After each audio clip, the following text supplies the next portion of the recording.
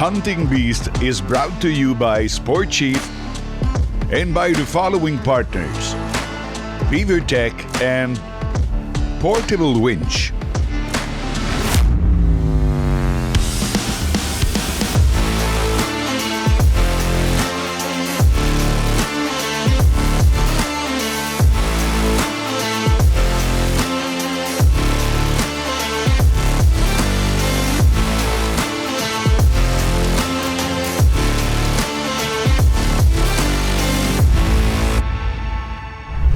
Greetings, everyone, and welcome to another episode of The Hunting Beast. This show is designed and tailored to those who love the outdoor and hunting life as much as we do. This week, our filming takes place in Quebec's magnificent outdoors. Incredible action with 2 moose taken with a bow. You are guaranteed to enjoy this show this week. We will be joined by Jean-William Bergevin to talk about a portable winch.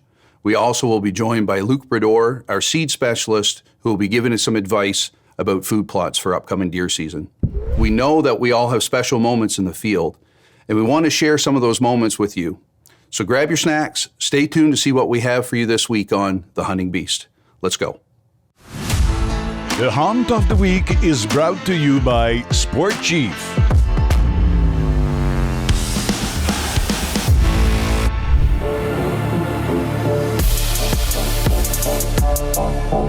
Cette année, moi et Daniel, on avait décidé d'aller faire une chasse sur la zone 19. La zone 19 qui se trouve être au nord, dans le fond, Sept-Îles, Haute-Saint-Pierre, tout ce coin-là. On se lançait un petit défi en s'enlignant à chasser dans ces endroits-là. En plus, on était du 5 au 9 septembre. Donc, on s'attendait de voir des orgnales encore sur le velours, des orgnales qui sont en alimentation, des orgnales, justement, qui sont pas trop réceptifs au call. Fait que c'est certain que c'était tout qu'un défi.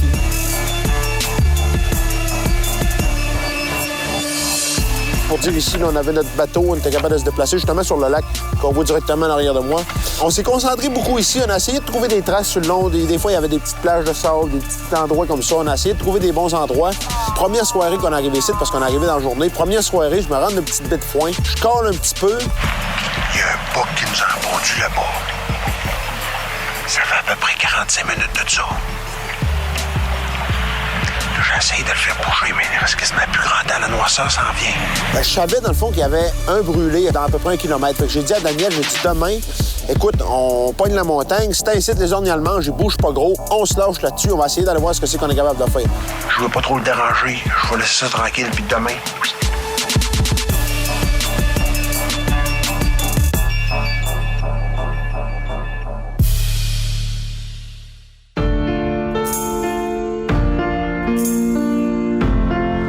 Je vais prendre un petit instant, tout le monde, pour vous parler, OK? À tous les jours, quand vous entrez dans la forêt, OK? Je le sais que je le répète puis je le dis souvent, mais vous pouvez pas savoir à quel point c'est important. Toujours cacher vos odeurs. Là, j'ai de l'odeur de terre. Ça pourrait être juste de l'anti-odeur, ça pourrait être du sapin et de l'épinette. C'est pas vraiment ça qui est important. L'important, c'est que vous cachez vos odeurs au complet. Quand je parle d'au complet, c'est que si vous n'en mettez pas partout, c'est comme si vous n'en mettez pas du tout. Donc, cachez vos odeurs. Prenez le temps, justement, de tout neutraliser ça comme il faut. Quand vous allez aller sur votre terrain, puis vous dérangerez pas les bêtes. Les bêtes vont rester sur votre terrain. Donc, c'était juste encore une fois pour vous leur dire, parce que je sais que c'est négligé, puis c'est quelque chose qui est super important. Donc, moi, je termine de me shooter comme faut, puis je suis parti pour ma journée de chasse. Merci tout le monde. Le lendemain matin arrive, on se lève de bonne heure, on est crinqué, puis pas à peu près. On part pour la montagne. Je m'en viens là-dedans tranquillement, puis je sais que ces dates-là, il faut y aller bien mollo. Fait que je frotte un petit peu, je fais de la palette, j'ose pas trop coller. Puis je marche en me déplaçant. Écoute, je l'avais entendu, je savais à peu près ce qui était. Donc, je me tenais à bon vent, puis casse des branches, puis rote un petit peu, puis...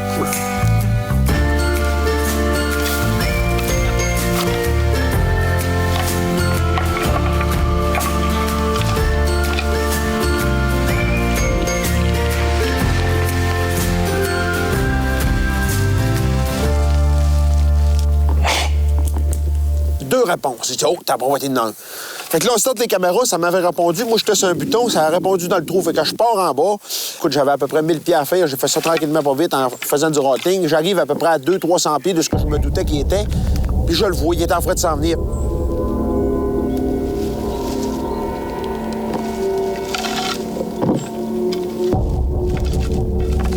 Premier matin, rencontre déjà avec un trophée. Moi, j'appelle ça un trophée. Quand je l'ai vu sortir de dans les broussailles et puis j'ai vu l'envergure, je capotais. J'ai dit, ça se peut-tu?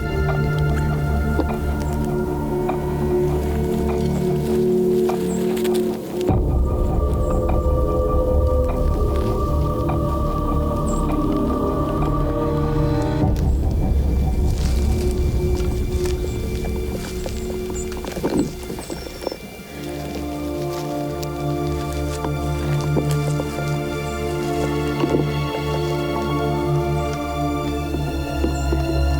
je me suis dit, bon, le prochain pas qu'il fait, c'est là que je le tire. Donc, je commence à baisser mon panache un peu. En me virant, je mets mon pied sur une branche. Là, il se tourne puis il me regarde. Puis pour moi, en se tournant, il a pogné une odeur humaine. C'est certain que j'avais joué avec le feu. Il m'a senti, il a parti. Donc, Jason a pris la décision de ne pas tirer. Pour X raisons, je me couche le soir déçu, mais écoute, c'est ça la chasse.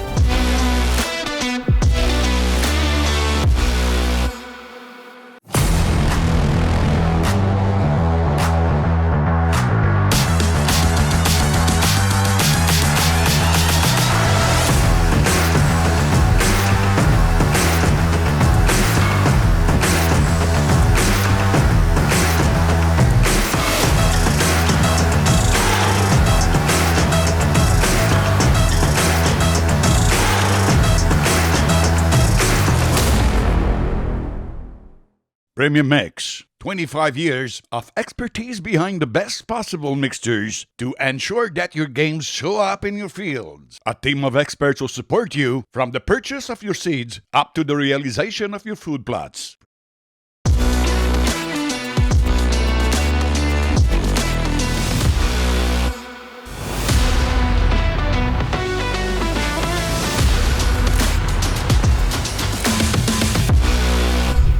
Welcome, everyone. So in this segment of the show, we're going to be talking with Luc Brodeur, who's our seed specialist when it comes to food plots. So Luc today is going to introduce himself to us, talk to us about some of his background, to give us an idea of what we're going to be speaking about in the next few segments as we move forward. Yeah, I'm going to talk to you about two different backgrounds. So first of all, I'm studied in agriculture school. So that give me a chance to understand what deer can need for nutrients. So it's very important. I'm working about in the seed industry since 25 years. Okay, wow. Yeah, okay. So, and the second background, it's with QDMA, Quality Deer Management Association. Okay. So I study on what the deer needs. We learn about how to manage deer, how to manage the habitat. So that's why I'm very interested to make some products like that with Food Plot. Okay, so we all want to grow big, healthy deer. Absolutely. Lots of deer on the property. Dynamics herds, and we want some doe with better quality, with a good recruitment. A lot of fun per doe, so it's we work it on it. Okay, well, we're excited to learn from you and your experience. So over the next few segments, we'll dive into that a little bit more. Yeah. Thanks, Luc, for joining us in studio today. You're welcome. Let's get back to the hunt.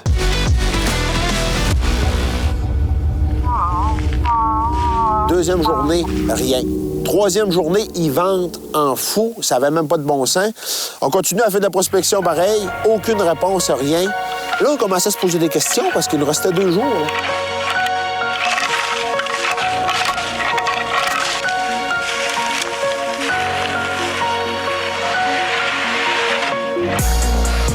Quatrième journée. On part dans le bois, on refait un petit peu de rattling. Là, on s'est dit, c'est quoi qu'on fait? On a un orignal qu'on sait il est où, on l'a manqué la première journée, ou on s'en va n'importe où, puis on prend une chance de juste pas en croiser. Donc là, j'ai dit à Daniel, j'ai dit là, on la réessaye. On la réessaye, voir des fois, on sait à peu près il est où. Fait qu'on repart, moi puis Daniel, dans le même secteur à peu près, mais je m'étais tassé d'à peu près un 2000 pieds, puis j'arrivais de l'autre côté. Pour être certain, je me suis dit, gars, peut-être que... Puis j'y allais différemment. Je frottais un petit peu moins fort, j'essayais de faire ça différent.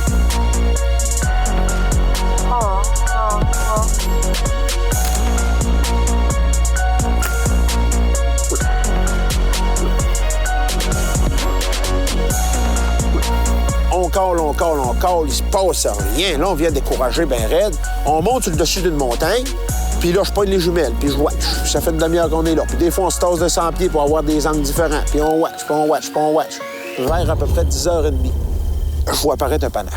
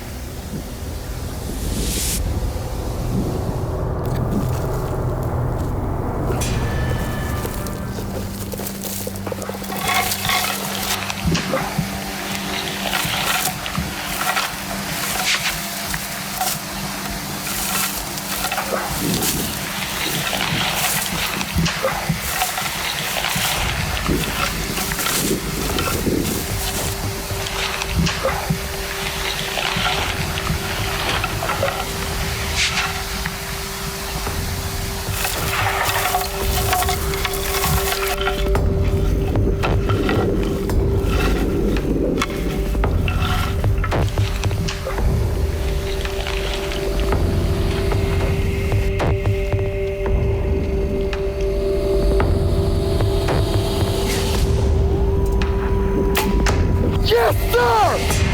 Woo! Woo! T'as-tu vu le bouc? T'as-tu vu le bouc, man? Il est bon. Yes, yes, yes, yes! Écoutez, ça a été encore une aventure extraordinaire. De voir ça sortir, de voir cette grandeur, cette grosseur de bête, un panache d'une envergure d'encore de plus de 50 pouces, venir aussi près de nous autres, se faire berner avec une flèche vraiment parfaite. Des émotions, autant caméraman que chasseur, dans le tapis. Ce fut des émotions en dedans de nous autres qui nous virent à l'envers, mais on a passé une journée extraordinaire. Il ira pas loin, là. Hey, Seigneur! Regarde ça ici. Hé! Viens voir ça. Avec des signes, ça n'a pas de sens. C'est sûr qu'il sera pas loin. Moi, je dis que pas plus que 100 pieds, c'est impossible. Oh! Il est drette là! Hey! Tabarouette! Check-moi si le bas! Check-moi ça, toi!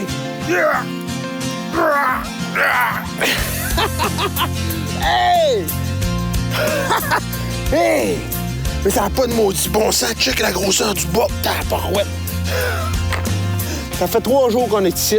C'est pas évident. Oui, c'est bien beau, il n'y a pas de pression de chasse et tout ça, mais de l'orignal ici, on n'a pas vu gros. Là. Maintenant, on était quasiment découragés. On s'est dit, on va retourner dans le bout qu'on était au début. Il y a rien que là qu'on a vu un. On va recommencer à les fouiller de ce coin-là. Ça n'a même pas de bon sens, là. Hey, hey, hey! Territoire libre, ça, là. C'est fou, hey, le velours, là, ça. C'est fou, le boc, là. C'est malade. C'est complètement malade.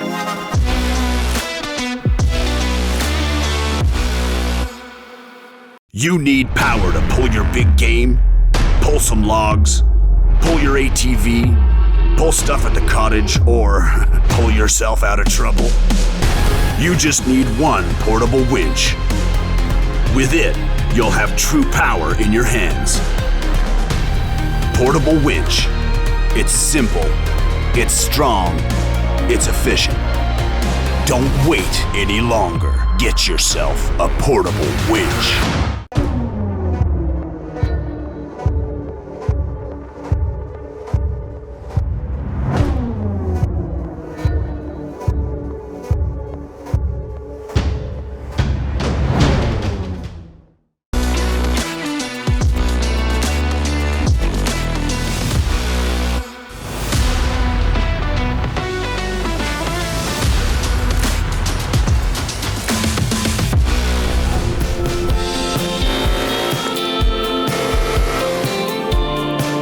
Je passe pas mal de temps dans le bois, puis ça m'arrive de pas toujours avoir mon treuil portable avec moi. Mais il y a un kit que je considère essentiel, un kit de tirage. Un sac à corde, évidemment, pour mettre la corde. On a 165 pieds de corde, une poulie, un mousqueton, un crochet multi-usage, puis une élingue. La raison pour laquelle je trouve ce kit-là vraiment essentiel, c'est qu'avec ça, même sans treuil portable, je suis capable de me sortir d'un paquet de situations qui sont difficiles. Autant je peux me servir de ça pour tirer un autre véhicule qui serait pris avec mon véhicule à moi. Je peux sortir un VTT, je peux doubler la force de tir avec la poulie. Donc on peut se servir d'un kit de base comme ça dans un paquet de situations. Ça prend pas beaucoup d'espace. Une fois que tout est rentré dans le sac, c'est très compact, c'est facile de laisser ça traîner dans son véhicule. Avec ça, on est toujours capable de se sortir du pétrin. Dans une prochaine capsule, je vais vous montrer comment c'est facile et simple de se servir d'un kit comme ça pour augmenter la capacité de tir. 5e journée, OK, on était ici, puis Daniel, lui, était dans la tente, puis il s'occupe des patentes, puis là, il est en train de gosser dans les caméras, puis tout ça. Puis moi, j'ai dit, Dan, écoute, je vais aller finir les images qui nous manquent pour monter notre film. On avait les scènes de notre orignal. J'ai dit, je vais aller filmer du paysage, tout ça. Je descends en bas, là. Je commence à filmer sur le bord, puis là, j'entends pas de louf, pas de louf, pas de louf, pas de louf. J'entends marcher dans l'eau. Je dis, voyons donc, il y en a rien là, c'est sûr. Fait que là, ça prend 1 minute, il est rendu à 15 pieds de moi. Là, je fais, voyons donc, le box s'en vient. Là, le Dan est dans le chalet, il est en train de s'occuper des caméras. Qu'est-ce que je fais avec ça? Là, il s'en vient à côté de moi, puis là, je cachais dans l'arrière de l'arbre. Il dit, faut pas qu'il me repère, faut pas qu'il me repère. Puis là, je pognais de la piste, puis je me mettais de la piste partout. Là, le vent tournait. En tout cas, j'étais ses nerfs. J'ai dit, c'est sûr qu'il me sent, puis il s'en va. Mais non, je m'étais tellement mis d'urine, le bouc me sent pas. Il reste là, puis il tourne alentour de moi. Même qu'il se pioche en avant de moi. Il commence comme un genre de petit début de souille en avant de moi. Alors, je dis, voyons donc, Dan est dans le chalet. Qu'est-ce que ça n'a pas de bon sens? Ouais. Pas un super bas, mais à 15 pieds de moi, j'étais tout seul. J'arrive là, je dis, qu'est-ce que je fais? Fait que là, j'attends un moment donné qui se tasse, puis là, je me tassais. Là, j'ai dit, faut que je me sauve pour me rendre au camp.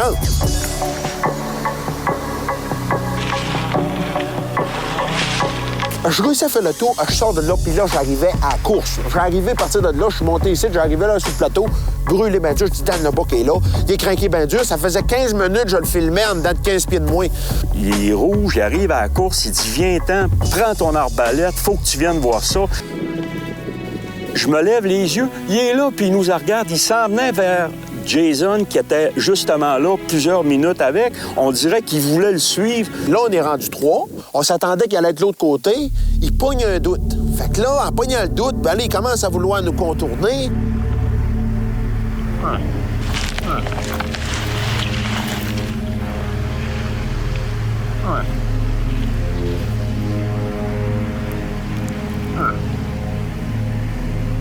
C'est sûr que c'était peut-être pas le buck que je voulais avoir, mais je voulais pas mettre plus de pression que ça, mais je voulais quand même avoir quelque chose de spectaculaire. Le buck s'est présenté, j'aurais été capable peut-être de tirer, mais pas assez proche, puis non, j'ai pris la décision, je tire pas, je vais vivre avec mes décisions, mais c'est tellement beau, c'est tellement de voir des pareilles belles bêtes à côté de toi qui répondent, c'est de toute beauté. Une moyenne belle histoire, on a passé à 2 poils de récolter cet orignal-là. Quand j'étais tout seul, j'en aurais pu le récolter 100 fois. 100 fois facilement, je l'aurais tiré avec un tire-roche. C'était vraiment ridicule comment est-ce que l'orignal, j'étais rendu dans son habitat, il mangeait à côté de moi, il était une affaire de fou. Des histoires qui arrivent juste une fois, là, ça en est une, ça, une affaire comme ça. Dernière journée, écoutez, on n'était même pas supposé de chasser en tant que tel, mais en se levant le matin, on se lève, écoute, il y avait une gelée blanche, un matin exceptionnel. Jason prend les jumelles, regarde au loin. Il aperçoit 3 orignaux, dont un avec un panache, mais pas capable de dire s'il est quand même potable ou pas. On n'a fait ni un ni deux, on est parti vers les bêtes, donc ça a pris presque 1h15, 1h30 avant qu'on vienne en visuel avec eux. On y a été avec du rattling vraiment doux et à partir de ce moment-là, Jason a dit « Whoop, je les entends, ça s'en vient ».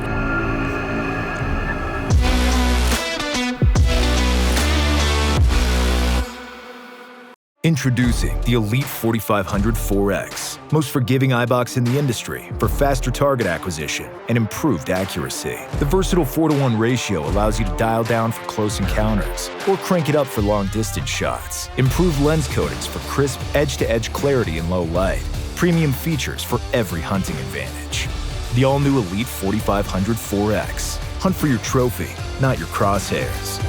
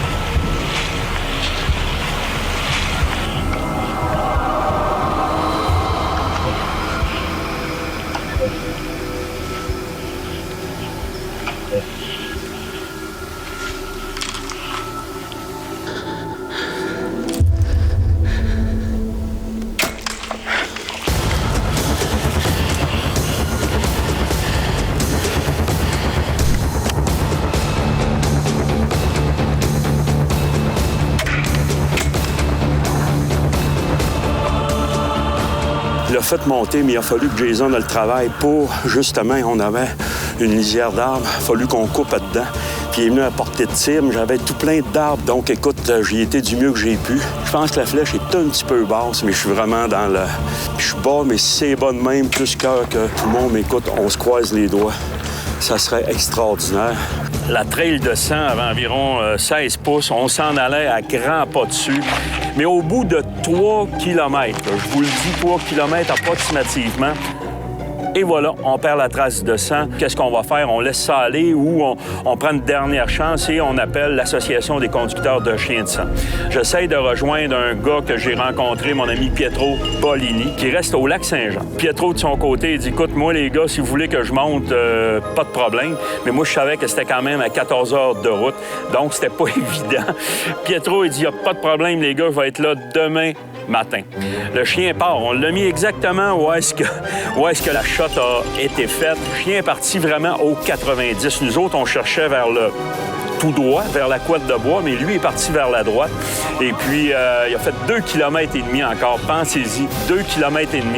Et puis, notre ami Happy a réussi la joie totale, retrouve le gibier, tellement content. J'ai trouvé! Oh! Et là, Ben! Le conducteur, très content. Imaginez-vous, moi, en plus, un trophée. Donc, ça a été vraiment une journée exceptionnelle. Ça va rentrer dans mes souvenirs inoubliables, dans mon cas à moi, parce que on peut pas passer sous silence le résultat d'une recherche de même. Ça a été vraiment trippant. Ça va être gravé dans mes souvenirs de chasse, ça, c'est certain. Je vous le dis, il faut vraiment que les gens prennent conscience, les chasseurs prennent conscience de ce service-là. Gênez-vous pas. Ils sont basés à travers le Québec au complet. C'est des bénévoles. Ça vaut la peine. Laissez pas un gibier sans être sûr qu'il n'est pas blessé mortellement. S'il est blessé mortellement, il va vous le trouver, c'est certain. Alors encore, félicitations. Vraiment une chasse exceptionnelle. Dernière journée de chasse. Un gars content. Donc, la gang, c'est vraiment notre résultat de notre chasse. Et j'en suis très, très fier. Merci, mon gros bébé. Ah ouais, un bec. Va le mort! Hey, la gang!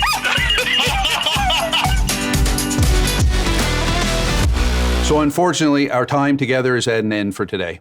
Your viewing support is a reason why we are so passionately dedicated to the show. We're looking forward to have you again with us for our next episode, so we'll see you soon from our team at The Hunting Beast. This show was made possible thanks to these partners: Sport Chief, Beaver Tech, and Bushnell.